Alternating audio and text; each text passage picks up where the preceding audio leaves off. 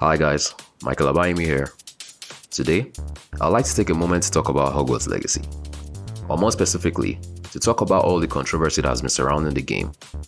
So the game launches on PC, PS5 and Xbox Series systems this week, but when you look at the news, all you seem to see are cases of cyberbullying and all these stories that actually have very little to do with the game itself. So I just felt it was high time I addressed my feelings on some of this. The purpose of this video is not to convince you to buy the game or not, because at the end of the day, the decision to purchase a game should come down to the individual. But what I would like to do instead is to show that there is way more nuance to the situation than what is currently being discussed in the media. So to start with, I'll have to give like a bit of background or a disclaimer if you will.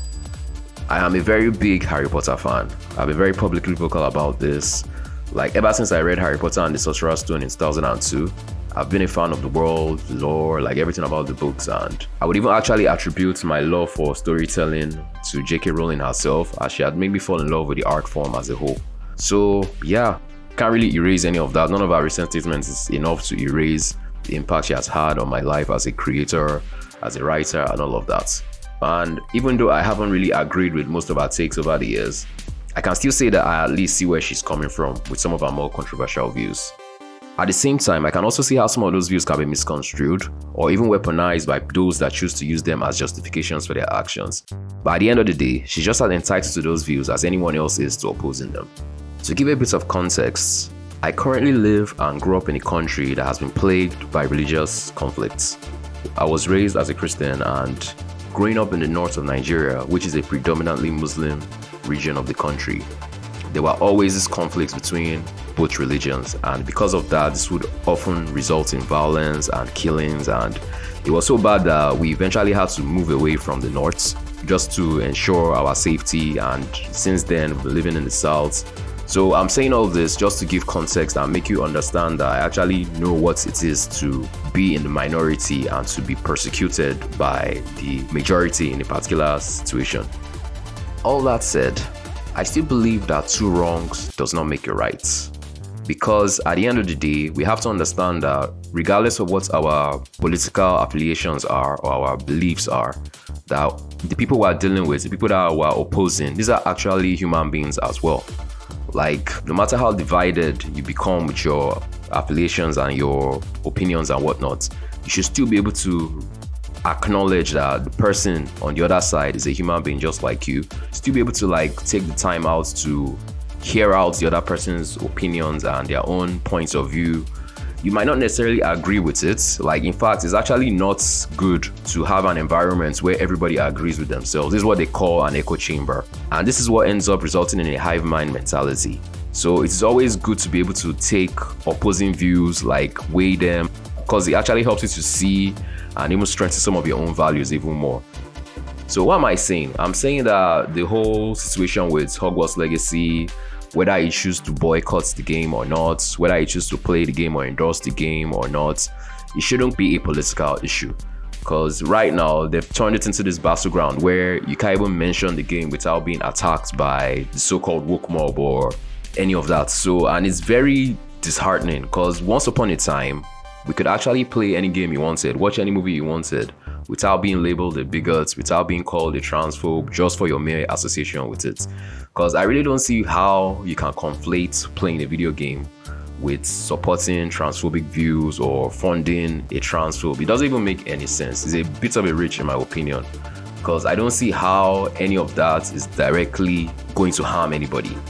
At the end of the day, the decision to spend your money how you choose to spend your money is down to the individual. You're not the one that is going to come and tell the person that this is what you need to do, this is how you need to think, this is what you need to believe in.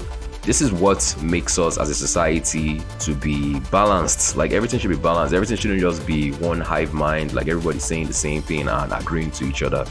Like, we should be able to have more nuance than all of this. So regarding the game itself, I'm just happy to see that at least it's been getting great reviews and plenty of enthusiasm from even people outside of the social media bubble. Because the reality is that a lot of people think that what goes on Twitter is reflective of what happens in the real world, which is why at the end of the day, you have all these boycotts, and you see that the boycotts have very little to no impact on the sales of the thing that is being boycotted. Because right now, the game is topping the charts all over on Steam, the Amazon stores, everywhere. So and this is just reflective of the fact that Harry Potter is one of the biggest intellectual properties in the world today. And a lot of people like my age, we all grew up loving this property. It's a world that we've always had this desire to revisit, or a world we always had this desire to live in a video game setting, and to finally get a video game that is bringing that fantasy to life. Of course, everybody's going to jump on board and want to play the game. You can't expect everybody to have reservations when this thing was such a huge part of our lives growing up and all that. So all that said, once again, I'm not advocating for you to go out and buy the game or for you to boycott the game. I just feel that whatever you choose to do with your money is down to you, and you shouldn't try and impose what others should do with their own money. Because right now, it's very sad to hear stories of streamers being bullied for playing the game or wanting to play the game, which it's just ridiculous once again. Because back in the days when we grew up, video games, movies, these were areas where we could all go and enjoy as fans, regardless of what our backgrounds were, whether you were a Christian, a Muslim, whether you were on the left, on the right, whatever your political affiliations were. We were all able to put all that aside, step into this world of video games and movies and all that, and enjoy it. What I'm saying is that this is an art form that should be able to bring us together as one, not even serve to divide us further. Because right now, that's all I see. All I see right now is division. You can't put on Twitter without making a statement and somebody immediately coming to oppose it. So, and I feel this is happening once again because we've all been living in this online echo chambers, and at the end of the day, we lose the ability to even consider other people's points of views or opposing views to our own. So anyway, to bring the video to a close, I'd just like to say that regardless of what you feel about the Hogwarts Legacy situation, what you feel about J.K. Rowling herself, that people should learn how to separate the art from the artists. Because at the end of the day, Hogwarts Legacy is not being made by J.K. Rowling herself. She basically just licensed out the property to Warner Brothers Games, and the game is being developed by Avalanche Software. And these are the guys that are actually going to suffer if the game doesn't do well. They are the ones that are actually going to get hit by the performance of the game. So any boycotts that is happening right now is just hurting the wrong people. And I don't see why hundreds, thousands of people should have to suffer for the words or actions of just one person. The whole thing just doesn't make any sense to me. Anyway, those are just my thoughts on the situation of the Hogwarts Legacy controversy. What are your thoughts about Hogwarts Legacy? Are you planning on picking up the game? Have you already picked up the deluxe edition? What are your thoughts about the game? Let me know in the comment section down below.